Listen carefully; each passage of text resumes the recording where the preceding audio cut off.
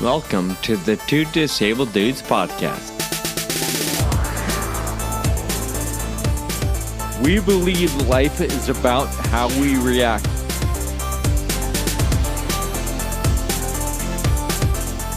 Hey, welcome to the Two Disabled Dudes podcast. I'm glad you're listening today. My name is Sean, and Kyle is nearby, but he's still getting set up, and that's kind of the story of his life, right? He's always preparing, and as we all know by now, whether you've heard our interview with Colin in number 249, or you've seen it on social media, Kyle and I both, and a handful of others, are preparing for a big ride in India. So Kyle, I want to kick off with that. How is the training and preparation going for you? It's a 200-mile bike ride. So when I approach a ride of this size anytime, I'm always excited because it means we're just riding bikes all day for those 6 days. So that's awesome, but also it means we're riding bikes all day. Yeah. I try to increase the length of my rides because it's important just to plan for food and water and stuff and just to recognize how your body's feeling at different times. I went for a longer ride the other day and I didn't bring enough food and I didn't plan my pit stops very well, and so I had to go to the bathroom so bad, and I didn't eat enough food, and so it's all those factors that play in, and they only play in after you've been riding for like 2 hours or whatever. And there's a lot in there that I do kind of want to touch on, but right off the bat, I remember Colin saying it's a 225-mile ride. And I've been saying it's a 250-mile ride. And you just said it's a 200-mile ride. I don't know where these numbers have come from, but do you know what is it exactly? I feel like ultimately it doesn't matter because it's already a win for me because you're both much lower than me. So, woohoo! But what is that number? There is an actual route map. It's 200 miles long. It's on Road with GPS, and we can reference it. But after we get to the top of the mountain, we're going to ride back down. And so maybe that's where some discrepancy comes in. Wait, really? We're riding still, down? I am not climbing all the way up there if I don't get to ride down. That's super exciting. But I assume that means we're riding down a portion? Yeah, riding back the other way, because when we reach the top, if we keep going, we'll be in China in about 10 miles. Wow.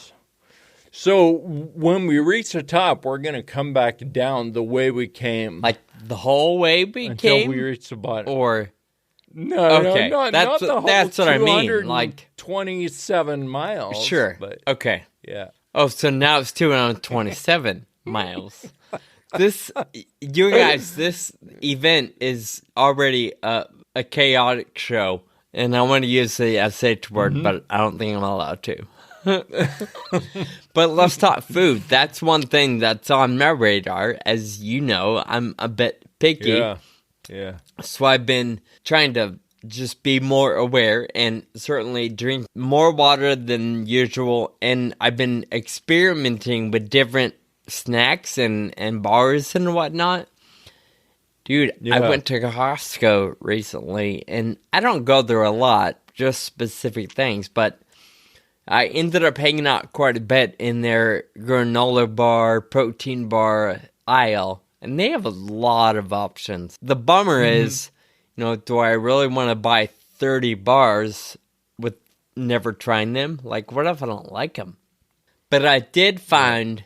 They had a box of like 20 all fruit bars, like nothing but fruit. I forget the name, but it's the ingredients are only fruit. Right. So I'm like, I think I'll probably enjoy these and I'll try them. And they're easy training sugars and whatnot for the training rides. Right. So I bought the box, and oh my gosh, dude, I love them. They are they're almost nice. like candy.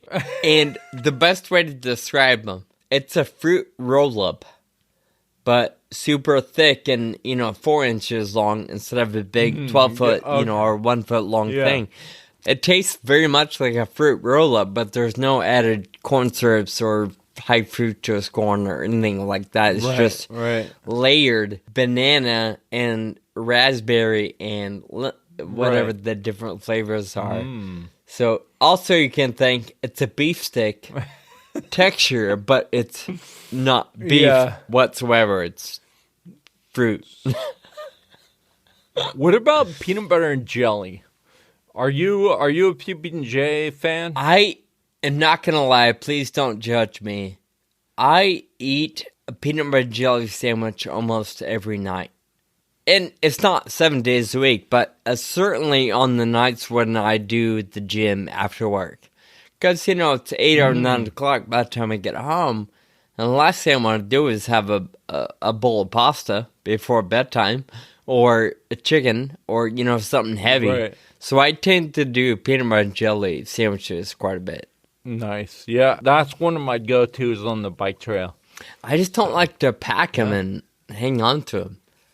So for the bike trail, it's usually like a beef jerky, fruit roll-up kind of granola bar, something individually wrapped in a handful of those. What I like to do with the PB&J is put it in my pocket, get it as close to my body as possible, so I can get it nice and warm and squishy and real, body temperature. I really think before we I eat should it. just move on with this episode, because I want to throw up, and I feel like some of our listeners might want to as well. Rare is urgency. Rare is persistence. Rare is personal. Rare is community. Community starts when we share our story. Rare Is began as a social media campaign and has become a platform that is elevating the voices, faces, and experiences of the rare disease community.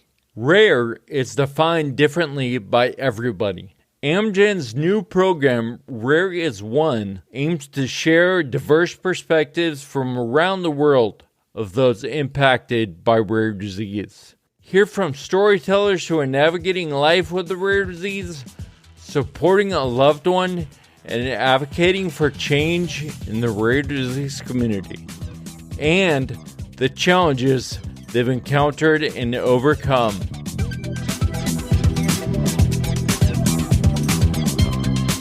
We are so happy to have Nathan Peck here with us, who represents Cure VCP disease. What is VCP disease? Well, it's a mouthful. It stands for Valicin-containing protein. Most patients get inclusion body myopathy, which is a muscle disease.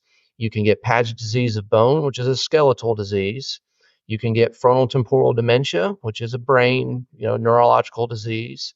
You can develop ALS. We're one of the hereditary ALSs. You can also develop Parkinsonism, so Parkinson's. You can develop Charcot-Marie tooth. My mother had this disease. My aunt had this disease. My uncle had this disease. They're all deceased. And I have another uncle with the disease. But my mom had inclusion body myopathy and Paget disease of bone, where I only have inclusion body myopathy. And we're not aware of any family members having frontotemporal dementia, which is kind of the big three. And it's not mutually exclusive. You can get 1, 2, 3, or 4 of the, different diseases. Seeing you now, I'm guessing you're at least 28, maybe 32. You've got a family, a wife and kids. When did you start to feel and sense that something wasn't right? Man, first of all, Sean, you're too kind. 28 to 32. So flattering. And I'll be 48 next month. But man, in my late teens, actually, my family was studied by a researcher. I didn't want to know the results when she took my blood because she was studying everybody in the family. So we kind of lived not wanting to know, just wanting to live our lives. But it was in my late 30s that I started feeling some things.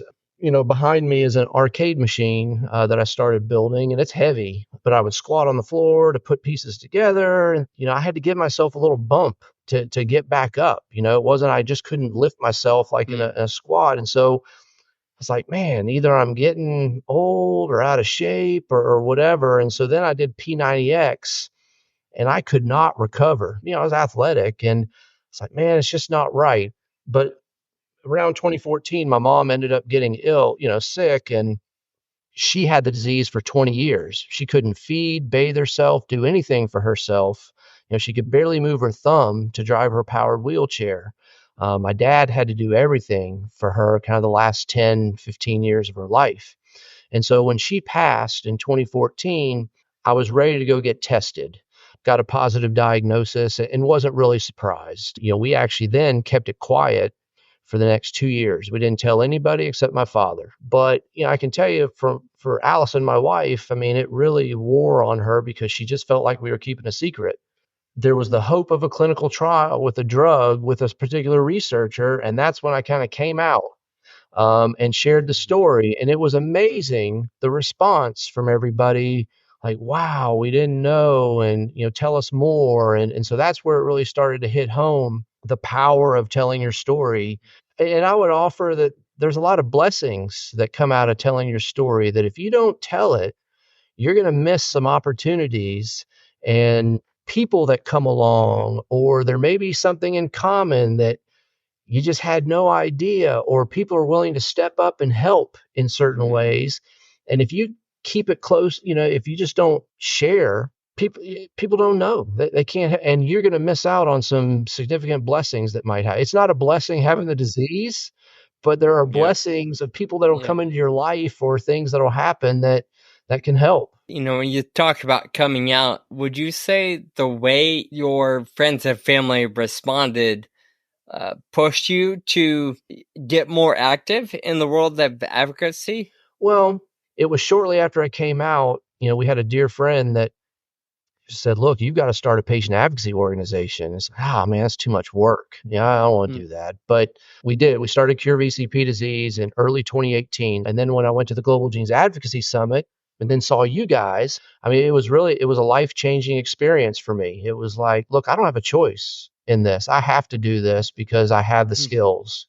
Can you point to a specific thing that you guys have accomplished since you've been an organization where, like, all right, we're making progress, and I can point to that to tell me that this is true? No, there's a ton of things. And that's what's fun. That's what's fun to. Oh, that's great. The first thing was creating a patient registry. We have the registry and we have over 100 patients. We expected to be at 100 after the first year. It took us 4 years to get to 100. We did an FDA listening session, patient listening session. My wife led a team of 50 clinicians to create a standard of care. Certainly the Chan Zuckerberg grant was a big win for us in helping us to build capacity as an organization. We did our first patient conference in 2019. We did another patient conference in 2022, and then in 2023. We just had a scientific conference at Caltech. We had 90 researchers, scientists, academics. That was awesome. And that was bringing people together to collaborate and work together. That's the fun stuff to me. Making it as easy as possible and connecting people together. That is where the good stuff happens. Even the researchers, they can't do it by themselves. We don't have infinite resources, so they've got to team up and work together. So a lot of different milestones that we've had. I can go on and on. I don't want to bore you. What's home life like for you? I have 3 boys. My oldest is in college. Middle one is in high school, and then a middle schooler. I think for them, it's a challenge seeing your parent deteriorate. They are children of advocates, so they hear everything. They know what's at stake. Would it be, I don't know if better is the right term, but would it be different if you guys had the luxury of monitoring the things that they understand and hear? Or would you prefer it this way, you think? When they're ready to talk about it, we talk about it. I think we just want them to be kids. And, not worry about, go live your life. Go, if you want to go travel the world, go travel the world. I knew even in high school or early college that there was a 50% chance I could get this disease. In the back of my head, I just knew I needed to go make as much money as possible. I needed to go do things, not pass up opportunities. Well, I went to grad school at 30 with 2 kids and quit my job. I didn't want to pass that up, that opportunity to go to MIT. Just seize the day and don't pass up opportunities. I think that's what they see. We do try to, work with them that, look, the work that we're doing now is to benefit you. And there's not going to be a treatment for me. And that's okay. I'm at peace. I'm at peace with that. I'm not worried about myself. I'm worried about the next generation. What brings you hope? Yeah, hope can make some people desperate and make rash decisions. Everybody's looking for that quick fix, right? They're looking for that magic pill. And if that's your hope, I think you're going to be let down. This is a process.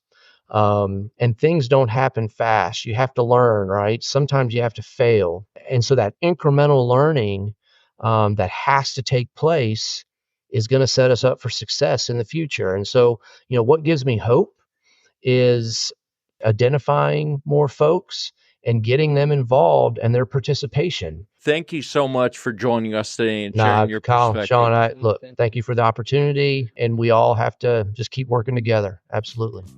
Rare Resilience is a segment of the Two Disabled Dudes podcast, made in partnership with Amgen's Rare Is program. Visit www.rareiscommunity.com for more information and to share your rare disease story. The conversation with today's guest was so rich that we had to split it into 2 parts. So look for that in the next episode, which is number 253. Rob is a repeat guest. He's the executive director of Uplifting Athletes, and he's a great friend. Enjoy the conversation. Rob, we interviewed you in episode 70. That was like years ago. Thanks for joining us once again. Thank you so much for having me. It's awesome to be back and in person for the first time with both of you. It's a little bit better than I think over Zoom for me. So I'm for sure. To be here. Same. Big time. So, Rob, why don't we start with a recap of your rare disease journey? Because I think that kind of lays the foundation for everything that you do and kind of our relationship and everything. Sure. So my journey goes back to 2010. I was playing college football at Syracuse University, was living the dream, playing a Division I sport, doing something that I absolutely loved. And my biggest concerns at that time were what NFL team I was going to end up on. Going into my senior year, I just had to continue to do what I had already done. And I would have my pick of career opportunity in the NFL, what team I'd get to play for, all those kind of things. I had worked incredibly hard to get to that point. I felt ready. I was excited about the opportunity. Pretty early on, I started having some challenges. Our second away game was at the University of Washington out in Seattle. We flew cross country, and when we landed, didn't feel right. And so we go to dinner, and then all night I was sick, like really sick, did not feel well, like headaches. I was throwing up and just not something wasn't right, and didn't really sleep the night before. So I got this big game. We're playing at the University of Washington. It's a beautiful stadium. I'm in the locker room pregame, and I'm just drinking like Pedialyte and trying to rehydrate because I'd just been throwing up all night. And coach came up to me. He was like, "You nervous?" I was like, "No, look, I feel pretty good about this. Like, of all things, like, I can do this pretty well."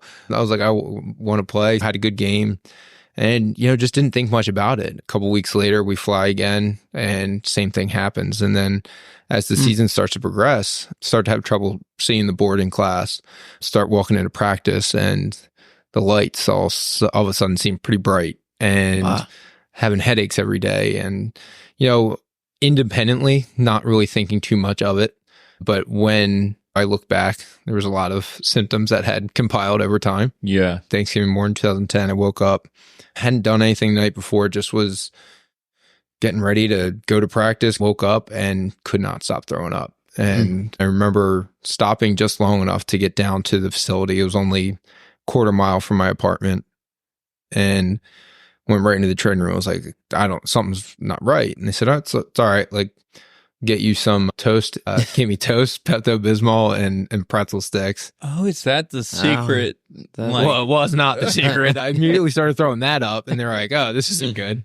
So as the day progressed, like, I started to feel a little bit better. And so this was all very confusing because it just wasn't consistent enough. And so I played my final football game ever that Saturday and did not have a good game. For the first time in my life, I just didn't know when the ball left my hand if it was going to hit my foot. And it was a pretty strange feeling. That's all I had been doing for the last 7 years of my life and working towards that. My family had come up. It was my last game of senior year. I went and saw the doctor that Monday, and they said, hey, like, well, we want to start to rule some things out. Tell me all the things you've been experiencing and go through the list of symptoms. He said, all right, I'm going to send you for an MRI so we can just start ruling things out. First time I've ever had an MRI. Really the first time as an adult, I had to fill out like medical paperwork. Call my mom, like, yeah, I need help. Like, I need help answering questions. What's my name? Yeah, like, middle initial, like, What is MI? And it was exactly that. We were like joking about the stuff. So get all the paperwork done. And mind you, at this point, like, I feel fine physically. Like, you know, I'm not noticeably ill or anything like that. So I go in, walk into my first MRI, and the radiologist, very sweet, nice lady, said, we're just going to lay you down. You're going to go in the tube. It's going to go on. It's going to be loud. Get you in and out. 5 minutes into the procedure, she came back out, and she was ghost white, and she was speaking very quickly and nervous. And I was like, not a very good poker face. No, but me, I had no idea. I was like, are you okay? Like, do we need to get somebody? Want some toast? Yeah, you want some toast and Pepto-Bismol? So she comes back and she said, hey, we're going to have to run a couple more tests. I said, sure. Like, you know, do what you need to do. Yeah. And they inject me with what now I know to be contrast dye and go through, do more scans and come out and still fine. She is like, hey, like telling me stories, like trying to like console me. And I was like, I don't understand like what this, what's wrong. There's some pretext. I was like, current here that I don't get. So I have no idea. No concept of what's happening. I walk out, I'm like, hey, have a good day. I probably never see you again in my life, but I hope you get whatever help you need, and like we'll go on with our lives and go back to the Syracuse team facilities, and I have to wait to see the team doctor to get the results of my MRI. At Syracuse, like if you have a season-ending injury of some sort, you tore your shoulder, you tore your knee up, the training staff will be there. The coaches will come in and say, hey, it's all right. We're going to get through this. We'll get you back, get you healthy. Come back next year. And I remember walking into the room and entire training staff was in there and half the coaches. Right. Wow. So my initial thing was like, oh, this isn't good. And kind of like half joking, half serious. Nobody laughed. And I was like, all right, tough crowd. And so doctor was clearly unsettled. And he was just sitting there. He said, why don't you take a seat? I said, what's going on? He said, you have a large growth in your brain. And I was like, what? And he's like, you need to see a specialist first thing in the morning. I was dating a girl on campus at the time who was awesome and helped me get through a lot of this. But one of my coaches was like, well, we'll take you over to go pick her up. I said, fine. And my coach on the way over, he goes, it's kind of crazy. You have a brain tumor. And I was like, that's not what they said. They said it was a large growth. Is this the same thing? Are we talking about the same thing here? And that's where I was like, oh, this isn't good. So that all happened December 2nd. December 3rd, I go into the specialist office and walked in, and my MRI was sitting up on the screen. I had never seen a brain MRI before. So, trying to kill time till the doctor comes in. I'm sitting there, the trainer and my girlfriend, and I'm like, so like, what are we looking at here? And sure enough, is a picture of my brain scan, and there's this huge mass, like this huge white thing. I didn't know that, and the trainer goes, "Well, that white part," and I was like, "Yeah, like what is that?" He's like, "That's not supposed to be there," and I was like, "Oh," and that even before the doctor came in the room, I was like, "Oh," and I physically knocked me off my feet. Like I stepped back into my chair, and I was like, "Oh, this is not good." And the trainer was like, "No, it's not good." And the doctor came in and he said, "Hey, like you need to have surgery pretty soon.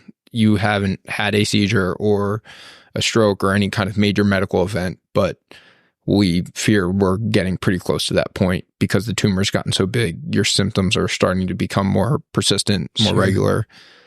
So you need to have surgery." And he said, "Where are you from?" I said, "I'm from Philadelphia area. I'm born and raised there." He said, "I can do the surgery here," but he said, "You need to go be with your family." And that's how he said it. And I was like, wow. Like, dang.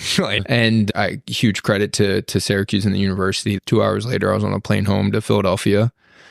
But I think the thing that's always crazy to me is I get home and my dad picks me up and he sees me and he's like, "He just saw me 4 days earlier, right?" And he was like, "How you doing?" I was like, "I'm fine, I guess." Like I was like, everybody's telling me not good, but I was like, I still feel okay. And this is, I think, probably a familiar feeling to a lot of people that listen to this. It was like, now what? Nobody handed me here's who to call, here's your next appointment. Yeah. Because like this isn't something they deal with at with their athletes traditionally. So it was just like, hey, like go figure it out. And it's just a story I've not really told before, so I'll tell it here. One of my favorite kind of things that kind of happened in all of this. My family has a dear friend of ours. He was a friend of my grandparents growing up. His name was Father George. He was one of the head priests at Villanova University. Mm-hmm. And Father George was just one of the best people ever. Just embodied everything like you wanted in a spiritual leader of some kind. He wasn't so much about the religion aspect of it as much as the humanity and doing the right thing. At that time, Father George was going through his own cancer battle. And this was all happening unbeknownst to me. I have no idea. I get home, my parents tell my grandparents, and my grandparents talk to Father George. So Father George finds out that I am dealing with this. While this is happening, Father George is down at Jefferson University Hospital and he's meeting with his doctor. And he told the doctor, he said, if you had a 22-year-old son who needed brain surgery, who would do the surgery? I don't care what city, I don't care what hospital, like who would do it? And the doctor didn't really even hesitate. He said, "Oh, Dr. David Andrews at Jefferson. He's the head of neurosurgery here. He's fantastic. He's one of the best. He deals with everything." And Father George said, "Well, I need an appointment with him this week." And the doctor laughed. He said, "No, like there's like a 6-month waiting list." Like he said, "No." He said, "I need an appointment with him this week." And I got a call from Father George. He said, "Hey, how you doing?" I said, "Oh, I'm doing all right. Like, how you doing?" He goes, "Good." He goes, "I got you an appointment with the head of neurosurgery at Jefferson." And I was like, wow. I was like, oh my gosh. So I ended up getting down and meeting with Dr. Andrews, and Father George is somebody that he would call me in some subsequent months, almost religiously, ironically, every week, checking to see how I'm doing. If I didn't answer, he would leave a voicemail, and he always called me Spider-Man because when I was going through radiation, you wear this mask and, they pin you to the table and, "Hi, this is a message for Spider-Man." Come on. Like you're 12. Yeah. Not 22. Yeah, yes. Like I'm 12. But just one of the best, most kind-hearted people you ever meet. And so I met Dr. Andrews and he was, as advertised, he was just an extraordinary person. And I don't know if you ever feel comfortable with somebody doing brain surgery, but I did. And that was the highest praise I can give. And went in, spent my 22nd birthday in the hospital getting prepped for brain surgery. So not only is it my birthday, the holidays are coming up. My parents are frantic, understandably so, right? And so it's me, my mom, my dad. We're in the hospital. We're trying to make the best of a bad situation, and got an MRI, CAT scan, shaved my head, all this stuff. And I remember my mom just like frantically trying to like still be a mom, right? Still trying to like, and we didn't get you anything for your birthday. I was like, okay. Like, I was fine. Hey, I'm 22. Like, it's okay. Like, I wasn't expecting anything. They got me it was a card. It was shaped like a football from the gift shop. And it was like one of my favorite things. I love my parents. They're incredible people and they cared so much. And I just can't imagine being on that side. And it was one of the driving, forces for me and like trying to get through this is that, my mom especially had just been through so much. Her baby sister's dealing with a breast cancer diagnosis. And my mom's a woman that has lost her dad to brain cancer when he was 36 years old and she was 7. And her mom passed away very young as well from breast cancer. And my mom's oldest brother passed away from testicular cancer. Her oldest sister passed away from breast cancer. And now her little boy is dealing with a brain cancer and her little sister's dealing with breast cancer. And so mom's an incredibly strong woman. And I just didn't want to be the cause of more pain. Right. And so being there and kind of going through all that with them was incredible. I have surgery on December 14th. First time in 3.5 months, I don't have a headache. And I had forgotten what it was like to, it's unbelievable. The body just adjusts to a new norm.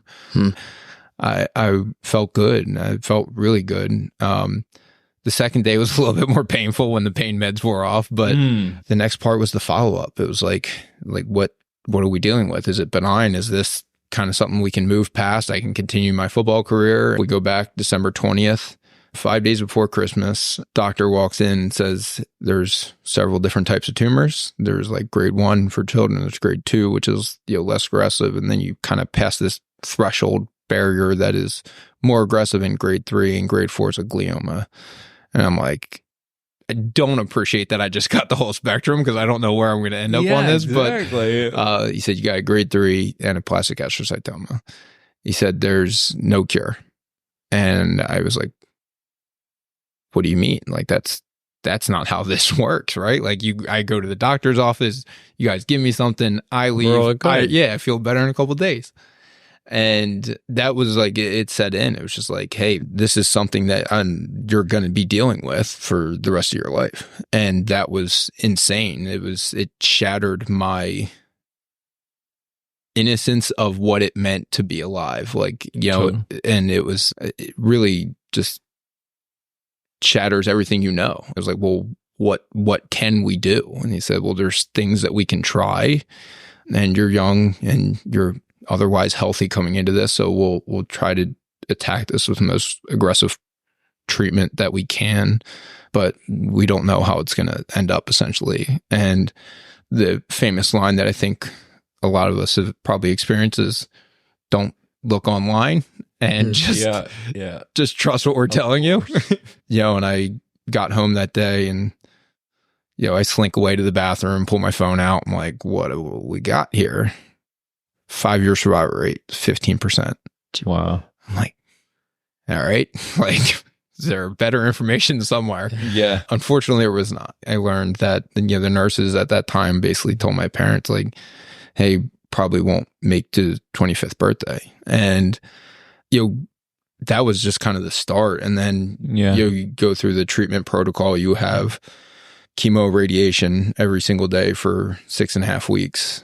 I went from 210 pounds ready to play in the NFL to 165 pounds, didn't recognize the person looking back at me in the mirror. And in large part, I was just scared I was going to die, so I couldn't eat. I remember I was in my parents' house going into the same bathroom that I've walked in for the 22 years prior to that, and looking in the same mirror and just not recognizing who's looking back at you. And it was a surreal thing. I know muscle mass, my chest and my biceps, everything was gone. It was just like this kind of skeleton looking figure. And I kind of realized then it was like, hey, if I'm going to make it through this, it's not going to just go and be a cakewalk. And that was kind of a mindset change for me, is that, this is a challenge and you step up to the challenge and you're going to give it your all. And everybody has bad days. Everybody deals with tough stuff. I don't want to curse on the podcast, so just have to rise above it. And that was the mentality of like, hey, this is going to be a long, drawn out battle. The 2.5 week mark of radiation still in my hair. And I was like, it's like, so I'm going to be the one person that doesn't lose their hair, right? And the guy was like, yeah, sure you are. Next day, wake up. Looked like somebody shaved a golden retriever on my pillow. And I was like, yeah. And your hair's falling out. And you're just like, again, you're humbled. Again, you're just like looking for that. I'm going to be different. I'm not going to be the statistic. And so many times along the way, you get checked in that sense of reality. I feel like it's one of the biggest left turns in a story I've ever heard. You're on your way to the NFL. Every little kid's dream, right? Everyone. And not mine. No. Let's just be clear. Okay, fine. What would you say is the lowest point if you haven't already mentioned it? I feel like there's a point maybe when you reach some kind of bottom and then you're like, all right, it's time to start climbing the mountain again. Immediately following the diagnosis, I remember being in my bed alone. It's dark and I'm just like, I'm done. Like, this is it. Mm-hmm. And you have to accept your fate. It was extremely traumatizing. That moment is like, I don't know that I come back from this. No, and it's out of my control. I can hope and try and wish and will myself forward, but there's things that are going to be out of my control. You said the word acceptance, and I like that. Do you think that that's one of the keys to like trying to figure out a way back, as be like, all right, accept, like, okay, I'm going to die in like 2 days. Yeah. Is that part of the process? It was for me, because I got to a point where I was able to reflect. And I reflect on everything up to that point.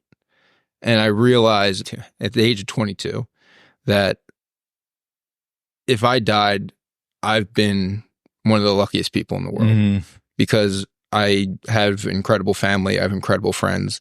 I got to play Division I football. I got to live my dream of playing football and like going on and playing in amazing stadiums in University of Iowa, at Penn State, Tampa Bay Buccaneer Stadium down in Florida. Like I got to do this stuff that was amazing to me. I got to throw the first pitch out at a baseball game. I am incredibly lucky. And I still today believe that everything from that day forward it's been a blessing. And I have so much gratitude and appreciation for everything that, I have in my life, the people I have in my life. All that comes from, hey, it all could have been over.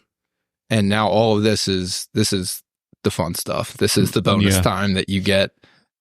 I think of David Feigenbaum and how he always talks about overtime, right? I'm getting chills just thinking about it, but it's an amazing mindset to have, to be like, every moment is a gift. And I can see that in you, and it's super cool to live that way. I realize that as I've been fortunate to kind of get further and further from my diagnosis, and even in the earlier stages of it, it changed something inside of me that was like, I need to figure out a way to leave some kind of impact that is far greater than me being here now. That's where I found my teammates created the Syracuse chapter of Uplifting Athletes in my honor. And that's where like I found an opportunity to like really be like, I love this. Like, I want to use this as an opportunity to create something that is bigger than me. And that's what's been really cool about the opportunity to work in the rare disease space through Uplifting Athletes. I can come here and talk about all of this stuff, and it means something. That all of the challenges, the trials, the tribulations, it's not just my pain and anguish anymore. It's something that actually is something that I'm able to share and hopefully generate more people to support the community at large, to bring people in and to hopefully make a difference. Before we get into the details of UA, can you tell me, I'm curious, how long did it take you from, mid-December, whatever, going through the first few weeks of life change to grieve some of the things you thought you were going to enjoy at 22. Because now life's different. Was that mindset you mentioned a couple weeks or a couple months, a couple years? It was years. It took me time. 8 years after my diagnosis, I was diagnosed with post-traumatic stress disorder. There was a period of time from early 2011 until mid 2018 where I feel like I was on autopilot. I was there, I was living, I was alive, but I wasn't mentally there. I wasn't myself. I wasn't happy. I was really struggling, and I didn't know what was wrong with me. One of the hardest things, looking back, was I got a clean MRI, and everybody around me was so happy, and I didn't feel that joy inside of myself. Like, I was like, okay, that's good, but when's the other shoe going to drop? Because, like, inevitably that's what happens, right? That's what I've been told. Like, this is still going to kill me. When's that going to happen? And, especially with, the brain cancer diagnosis, there's that 5-year window where it's the highest chance of reoccurrence. During that whole time, you're just, every MRI, just waiting for that to be the one. Sure. Get outside that 5-year window, I was still waiting for that next MRI to be the one. Yeah. And finally found, with the help of my wife, found a therapist that specialized in chronic illness and trauma. And I talked to him, and I was like, this is what I've been through. And he was like, so it's okay. You've been traumatized by your diagnosis. And like, I think we can help. There's things that we can do to help. So I started this journey of trying to, do that acceptance and be like, I didn't have the life that I thought I would have from 22 to 28 or 29. But 22, your friends are graduating, they're moving cross country to get a job, they're going to New York City, they're going down to the beach every weekend. I couldn't work. I didn't have a job. I was living at my parents' house. I didn't know what to do. Like, I was getting MRIs every couple months. I laugh about, like, saving for retirement. I was like, well, I'm probably not going to make it to 30 here. So like, what's the point? And so, like, all of this stuff, that it was just like, I lived kind of day to day, but not in the moment. I wasn't there. And, going through that. And one of the moments that always kind of stuck with me is the first Young Investigator draft that we had. Leading up to that event, I poured so much time and effort, blood, sweat, and tears into kind of pulling this together.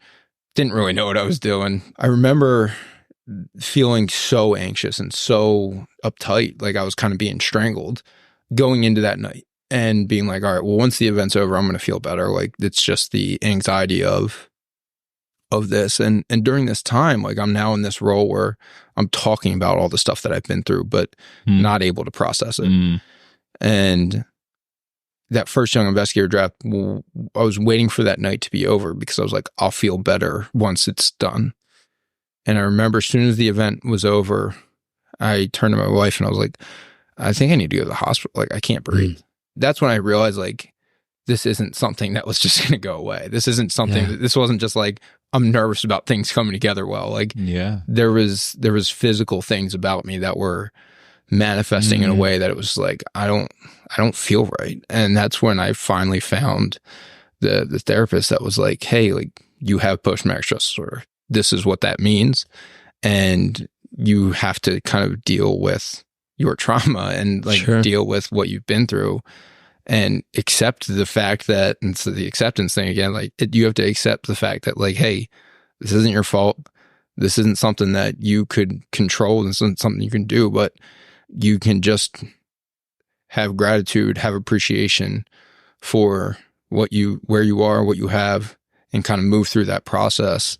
We're sitting here in now 2024, and it's taken a long time, and probably only in the last year, really, last 6 months, where I've really turned a corner in terms of, like, the post-traumatic stress disorder thing, because that progress is so non-linear that it's like you're like, oh, I'm doing better, and then, like, something else happens, and you're doing worse, and then you work, and you fall off again. And so it's taken a lot of time to really like get through all that and be able to accept where I am. When I tell you guys, when I was in that room in 2010 in my parents' room, I was praying, like making deals. I was like, hey, if I let me live to 30, like that would be really cool. I'll take the deal now.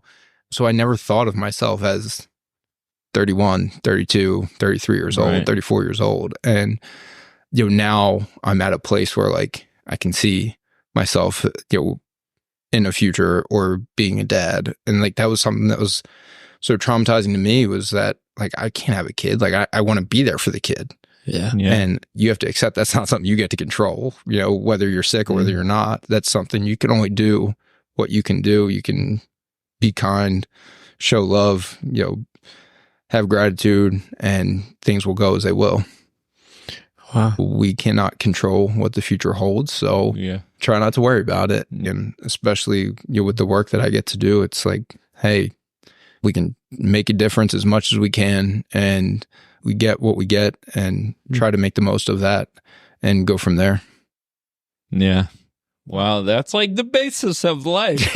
Just give it your best and see what happens. Right? Exactly. Yeah. All sums up in that sentence.